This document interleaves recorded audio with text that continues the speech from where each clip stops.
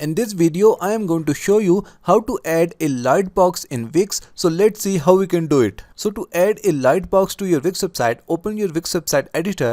Now from the left menu, click on Add Elements. After that, we are going to select Interactive from here. And here we will see an option for the lightboxes. Currently, we have 4 categories: Welcome, Subscribe, Promotion and Contact. I will add this lightbox to my website. So I will select it.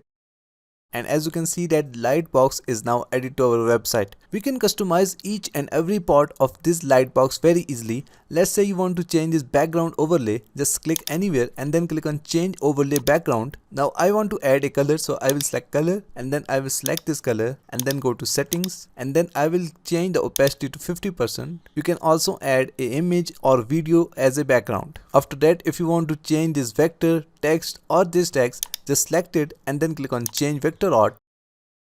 Select a new one and then click on add to page.